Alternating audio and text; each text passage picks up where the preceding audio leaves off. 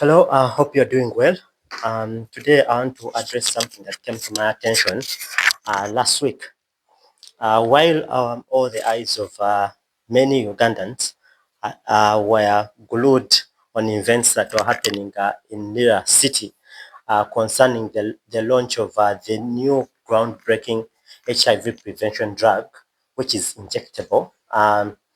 There was something more that was happening elsewhere that I thought I should bring to our attention.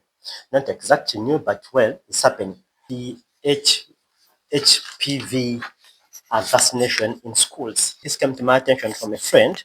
I won't mention the school though, but they received a school notification on dated Thursday, 16th April 2026. And this is what they said. This was trade. Dear parent, stroke guardian, vaccination and deworming exercise. Reference is made to the letter received from the division dated 30th March 2026, directing all schools to ensure that all school-going children are dewormed and that all unvaccinated girls aged 9 to 14 years receive the HPV vaccine. In line with this directive, a medical team from the Ministry of Health, Nakawa Division, will visit the school to conduct the deworming and vaccination exercise. The exercise will take place on Monday, 20th April 2026 at the school. That is today, as I'm recording. That's the date I'm recording this. You are kindly requested to provide your consent to allow your child to participate in this exercise. We appreciate your continued cooperation. That's what this letter read. So we see that the HPV vaccination is back or ongoing in schools, and this is in Kampala. So we are not talking about villages or some far-flung, place, but this is Kampala, and the parents were given this notification. At least I'll start off with a good remark that at least they asked that you are kindly requested. This was to the parents and guardians. They were kindly requested to provide their consent to allow their children to participate in the exercise. So I presume that if the parents did not provide the consent, perhaps their children were exempted from the exercise. So at least we see a bit of respect there for the parent to decide to be the final determinant in regard to the medication of their children. That is a plus. So, but perhaps before we delve much into that, I want us to, because of what's going on, the vaccination in schools, I want us to look at what this HPV virus is. So, from a bit of research, I found that HPV infection is so common that majority of sexually active people will get it at some point in their lives, even if they have only one or very few sexual partners. It can spread through sexual intercourse. It can also pass between people through skin to skin contact, even by people who have no symptoms. Just a heads up to know about this virus in case you aren't aware of it. More than but it has more than 150 strains. So there are 150, should I say, types of HPV virus. Like say, if I'm to give an example of COVID, well, we had Omicron or whatever, then we had Delta, then we had so many other variants of the same, COVID virus. So it's the same thing here that this HPV virus, there are so many types of viruses, but all under HPV. So here they say there are 150 strains, and then but they say the most high risk of those types are 16, 18, and a couple of others that can cause cervical cancer. Okay? Type 16 is associated with approximately 50% of the cervical cancers worldwide. Um, then, in addition, there are 5 high risk types also. They say 31, 35, 45, 52, 58. These are all types of viruses, of HPV viruses, linked with another 15% of cervical cancers. Okay? So, would ask, so globally speaking, how bad is it? Because for me, whenever we hear of this thing that there's this virus that or this disease that has come up, or we are fighting this calamity or this crisis, my first thing is how bad is it? Because how bad something is will determine how everyone should react to it. Okay, so how widespread or common or frequent is it global? So globally here we look at cervical cancer is the fourth most common cancer among women, and then in 2018 an estimated 570k 570,000 women were diagnosed with cervical cancer worldwide, and more than 300,000 died of the disease. This is a bit of research I made about it to see how bad it is really. In the United States, nearly 50,000 new HPV-associated cancers occur annually, with women infected at slightly higher rate than men. So, according to the CDC, Center for Disease Control in the US, HPV is the most common sexually transmitted infection in the United States. What about in Uganda? In Uganda, I saw a news report on, was it by NTV, which said that there were 6,300 cases in 2024. But here is a disclaimer that I also read, not a disclaimer, but something to look at, something very important, that more than 90% of the HPV infections cause no clinical symptoms, more than 90%, and are self-limited, meaning the virus is cleared by the body via natural immunity, more than 90%. So again, this is in addition to that, that in 9 out of 10 cases, the virus goes away within 2 years without causing any health problem. So that's the picture. Globally, there are some strains that are more dangerous than other strains, but by and large, over 90% of the times, people will get it and they'll be fine. There will be no health alarming issue, if I may say that. So about the vaccine, in Uganda, say for example, the vaccine HPV vaccination has received, I should say, wall-to-wall coverage. There was a news report here. Uganda Cancer Institute says it plans to scale up cervical cancer screening to diagnose and diagnostic services as the number of HPV positive cases soared to over 6,300 last year alone. That was in 2024. That was the last year they were referring to. And also another report here from NTV on 29th December 2025 said that the HPV can cause cervical cancer. There's a vaccine for it recommended for girls aged 9 to 14 who haven't started sexual activity. It's given as a single dose. This was from Dr. Damulia Adrian, who was appearing on NTV at the time. So it has, in regard to coverage in Uganda, it has received really, I should say, wall-to-wall coverage. Positive.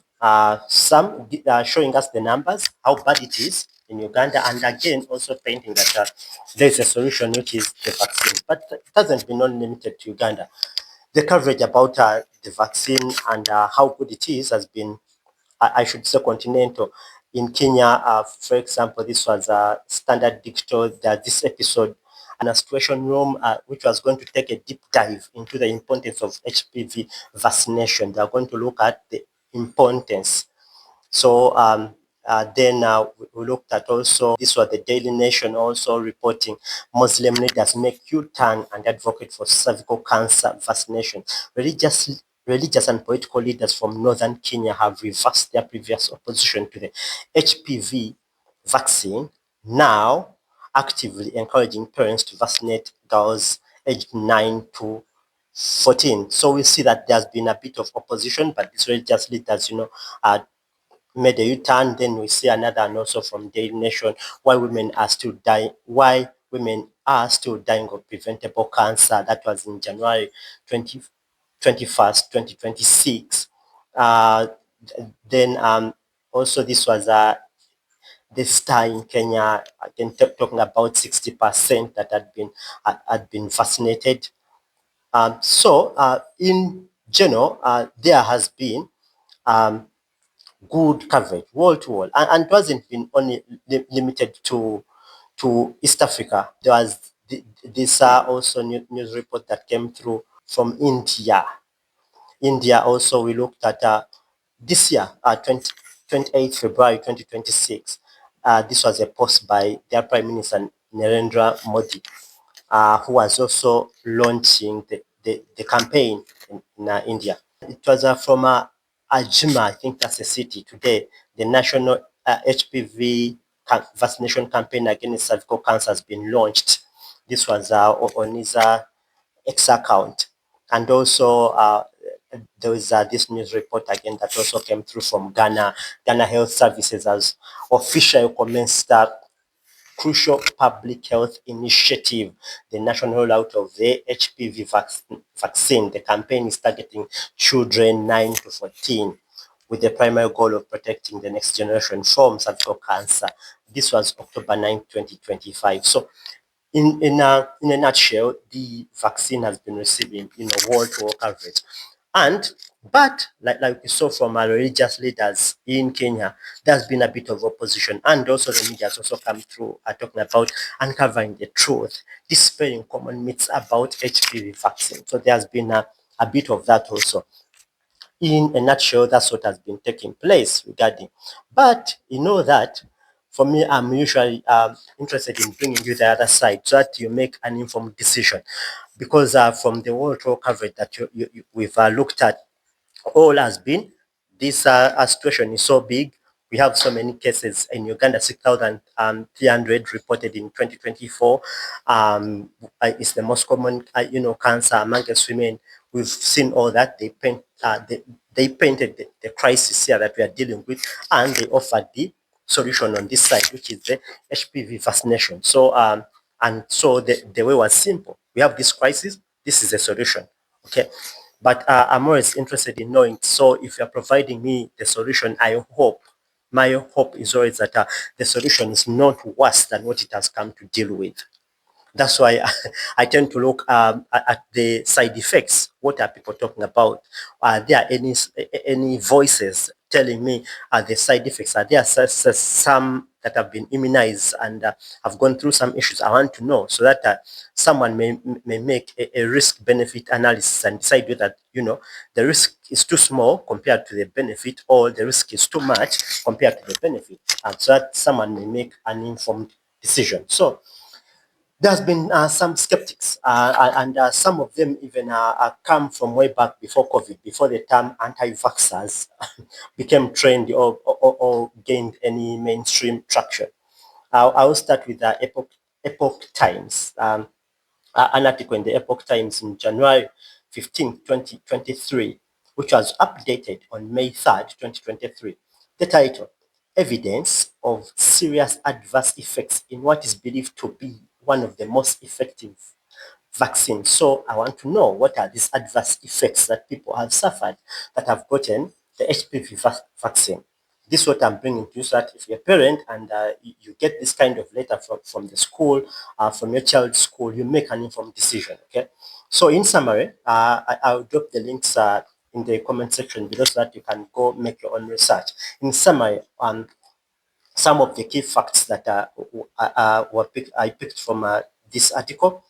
It says that this third multi-part series offering a thorough analysis of concerns raised about HPV vaccination following the global HPV vaccine campaign. So this campaign is global, it's not only local. I showed you that from the coverage in Africa all the way up to India, even in the US. And this campaign started in 2006, so it's not entirely new. Some of the issues in the United States, the vaccine was reported to have a disproportionately higher percentage of adverse events of fainting and blood clots in the veins. Fainting and blood clots in the veins. The US Food and Drug Administration, FDA, acknowledges that fainting can happen following the HPV vaccine and recommends sitting or lying down to get the shot, then waiting for 15 minutes afterwards. So one of the issues here is fainting and blood clots. Another issue that was one of the adverse effects. International science found that the U.S. Center for Disease Control and Prevention, that's CDC, vaccine reporting system logged a substantial increase in reports of premature ovarian insufficiency or failure.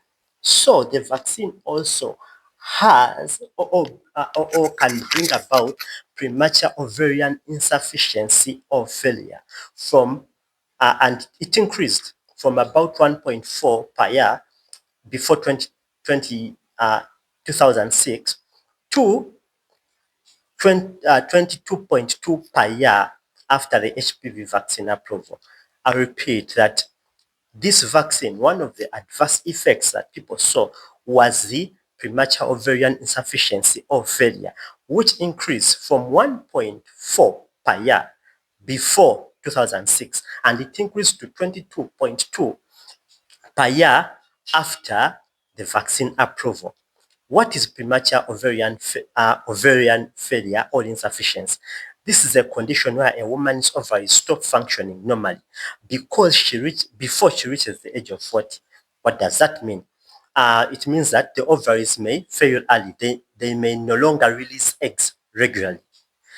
And while the average age of menopause is about 51, this can begin as early as the teenage years. So you find that where the eggs are not produced regularly, what does that mean? That this lady or this girl may find it hard to produce kids. So there is a bit of infertility related to this vaccine. And that's what the premature ovarian insufficiency means or refers to here. That it increased in the US. It increased from 1.4 per year to 22.2 per year, and amongst teenagers, young girls or young mothers young ladies who found it hard to produce kids. Why? Because there's an irregular production of eggs. Okay, and then also we shall look at in 2014, a general practitioner in Australia noticed that 3 girls uh, of ages 16 and 18, so 2 were 16, 1 was 18, developed premature ovarian insufficiency following the HPV vaccination.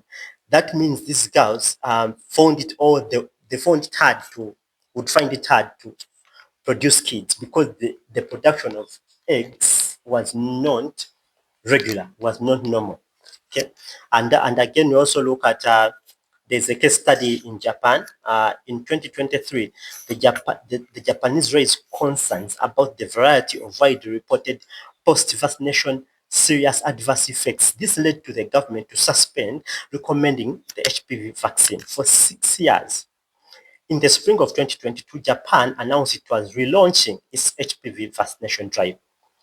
Vaccine acceptance of the HPV vaccine in Japan had dropped significantly after 2013 from 42.9% to 14.3%. Okay, so again, we see that because of so much skepticism, because we've seen the blood clots, we've seen the fainting, and then we've seen the bits to do with infertility. The Epoch Times stated that the information presented in the articles here was drawn from peer-reviewed scientific literature from the United States, Australia, Denmark, Sweden, France, and Japan, as well as statistics published by public health agencies in each of these countries. So we find that they are trying to show proof that what that published was not just said. Then there's this article also I read in the Defender. That's the Children Health Defense News and Views. That's dated 7th November 2023. The headline: gets funded plan to vaccinate 86 million girls against HPV will unleash mass casualty events, critics say. I read it in part. An international campaign funded in large part by the Bill and Melinda Gates Foundation to inject tens of millions of young girls with the HPV vaccine is drawing fire from critics who allege the vaccine will cause far more harm than good, claiming the initiative will avert over 1.4 million future deaths.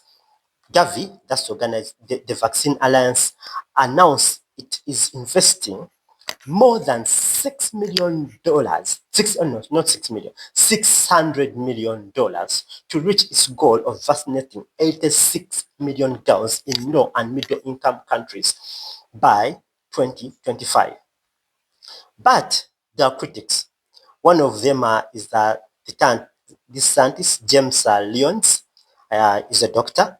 I think both medically and academically, I mean a PhD holder. He said that um, I want to quote him, is the head of the Institute of Pure and Applied Knowledge.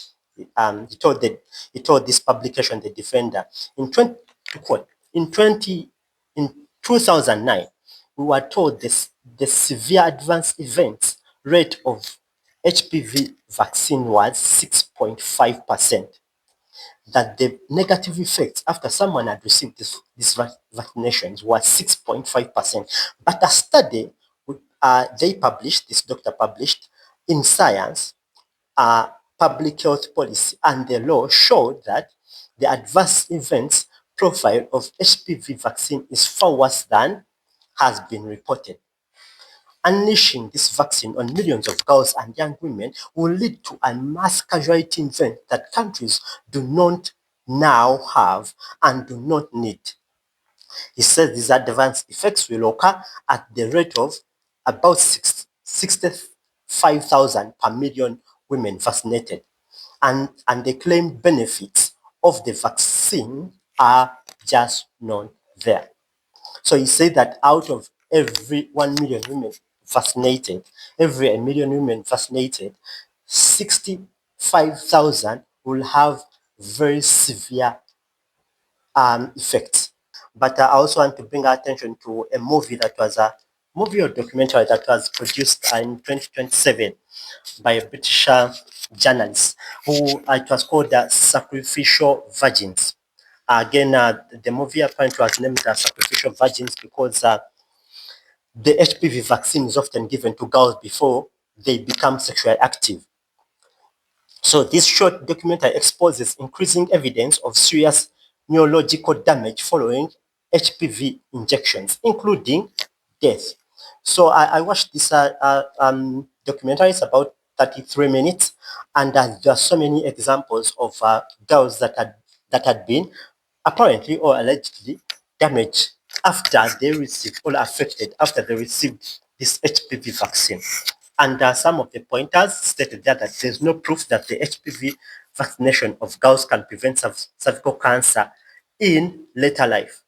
She also interviewed several experts on this subject matter, and these were their opinions that there's no sufficient proof that the vaccination can prevent cervical cancer, and that the manufacturer did not prove that the vaccines prevent cancer.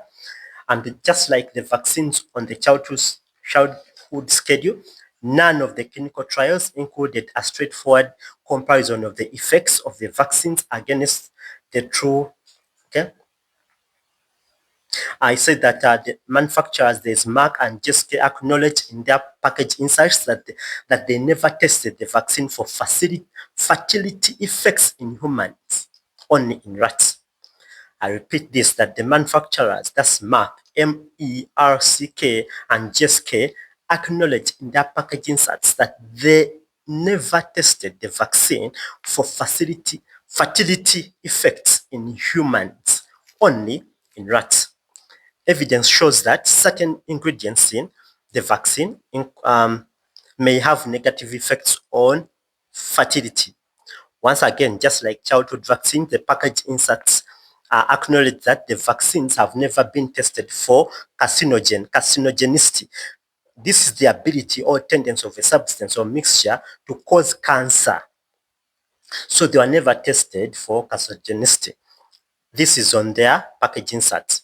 And then it says more than 50% of all clinical trial participants reported new medical conditions, including infections, reproductive disorders, neurological syndromes, and autoimmune conditions. Autoimmune conditions, these are conditions to do with your immunity, where your immunity can turn against you and starts to harm you instead. There are several cases that are going through the courts in Japan, Colombia, Spain in relation to injuries caused by HPV vaccinations, including a class action in Colombia involving 700 injured girls. Class action, of course, are this where one or two people may file a case in court, but representing several other people behind them. 20, again, we look at in 2017, a court ruling in Spain acknowledged a causal link between the HPV vaccine and the death of a young girl, Andrea, in 2012. So, but we see, then there's this example, again, in that documentary of a government forensic pathologist who in Australia, who was, worked on the cause of death of a certain girl, and he concluded that the cause of death had everything to do with the HPV vaccine he had received 3 weeks prior to the death. But again, he received several threats from authorities to pull down his findings, and I refused to find all this in that documentary called Sacrificial Virgins. It was produced in 2017. She also mentions a UK pressure group, HVID Association. It's called the Association of HPV Vaccine Injured Daughters. So this was started by mothers whose daughters were injured by the HPV vaccine. Some doctors told one of the victims that she was injured by the HPV vaccine, but could not write it down. Again, this in the movie. A patient that was told that was injured by the vaccine, but the doctor couldn't write it down. Why? He treasured his job. He feared the repercussion that and the force perhaps that could come from above. So we find that out there, and if you scratch the surface on the internet and research, there are various adverse effects associated with the HPV vaccine. So that I want that any parent or guardian who opts to go for this to know, to have this at the back of their mind, that some of the issues may be neurological, could be to do with the brain, that they could have issues with their immune system. There could be blood clots that people could faint, and there could be fertility issues, etc. But again, I prefer that you go do further research. Do not delegate your responsibility to the government. That since the government has said, since the scientists have said, therefore, no, you go do your research, perhaps ask close associates who are into the field. They may be doctors, they may be pharmacists. Do your own research before you sign the consent form. But perhaps for me, what I found a bit suspect and more worrying are the people behind Gavi, because we saw that from what we read is that the Bill and Melinda Gates under the Gavi Vaccine Alliance, organization, they invested over $600 million to ensure that they vaccinate about 86 million girls aged 9 to 14 in developing and middle income, countries. But the people behind Gavi, for me, that's where my biggest suspicion is, because of their recent records regarding vaccinations. Again, looking at Gavi, what is Gavi? Gavi was launched in 1999 at the World Economic Forum. Another red flag there. Anything that has come out of the World Economic Forum has tended towards more control, more harm towards humanity. A case in point has been the much touted Great Reset, and this effects on humanity with their goal of ensuring that we own nothing, but we shall still be happy. I want to go so much in that, but all these organizations are suspect. So this Gavi, Vaccine Alliance was launched in 1999 at the World Economic Forum. The Vaccine Alliance is a public and the Vaccine Alliance is a public and private partnership that helps that has helped vaccinate more than half the world's children against some of the world's deadliest, diseases. So the founders. Now, again, for me, these are the red flags. It's the Gates Foundation co-founded Gavi, and is one of the 4 permanent board members. The others, UNICEF, the World Bank, the World Health Organization, whose second largest donor, the World Health Organization, has their second largest donor as, guess who? Gates. So almost Gates, the Gates Foundation, and then Gates, it's all over Gavi, and it's all over. There's a lot of conflict of interest here for me. I don't see any checks on and balances here in regard to the composition of the permanent board on Gavi, because Gates has his influence throughout all these other, permanent members who UNICEF, the World Bank, name it. So, so for me, that's suspect because of, again, his record that was mainly uncovered with the recent pandemic hoax and all from 2020. I was exposed, and what his intentions are, especially towards immunization, trying to use that to depopulate and etc. etc.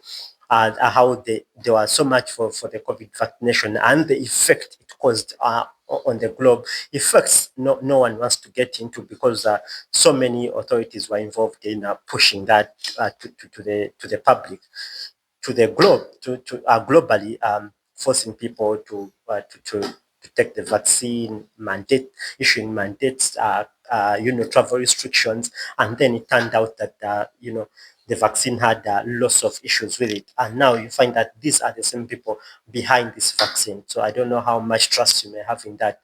Oh, the other member of the Gavi Fund is the Clinton Health Access Initiative. He also sits, that initiative also sits on the board. Again, no confidence in that. Those are all globalists. They sit on one side. That's the system that's trying to increase its control on all humanity. So they say that over time, by their own count, Gavi has vaccinated 1 billion children, and by employing innovative finance and latest technology. So for me, my biggest caution here is that as a parent, as a guardian, one, do your own risk-benefit analysis. Find out the risks associated with HPV vaccines. And two, find out the benefits. The benefits are before your face because that's what they're beaming in your face. It can prevent cancer. It can prevent cancer, which can, safeguard your child from getting cervical cancer in 20, 30 years' time. That's what they're fronting. And they're saying cervical cancer is dangerous, so you need this. On the other hand, you go check out the risks because the risks are not talked about almost at all. It's as if it's all good. So you go check out the risks that I've had these benefits, but what are the risks that come with this vaccination? Then when you do that risk benefit analysis, you decide if really this is a vaccine that you think is good for your child. Okay. And again, for me, it's more about you making an informed decision, not coerced, not persuaded, but make an informed decision. Okay, do not delegate your responsibility to government or authorities. Do not.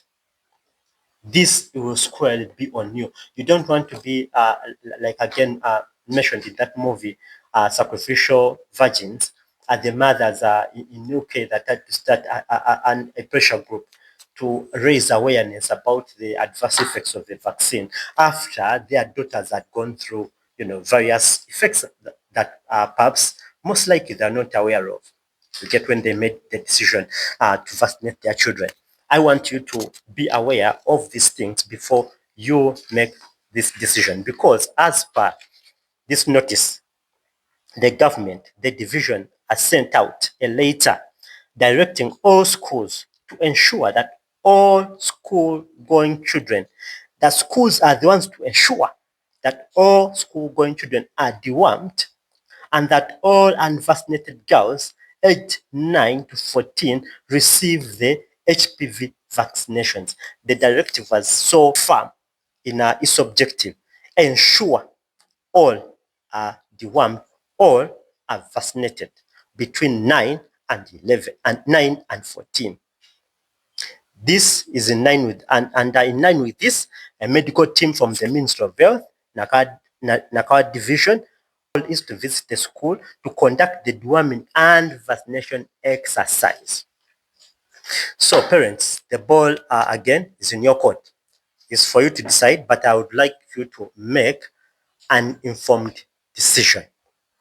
Do not be coerced into this. If need be, change your child's school. There are schools that respect our parents' decisions. Change the child's school. If you don't agree with the vaccination, if you agree with it, please go ahead with it. But do not, I repeat, do not delegate your responsibility to the government. I've only brought you what the picture is, the coverage of the benefits that are always before our faces, how bad the situation is, or the prevalence of the HPV virus, and again, the risks associated with the vaccination that is being presented as the ultimate solution. The choice is yours. Good day. Till next time.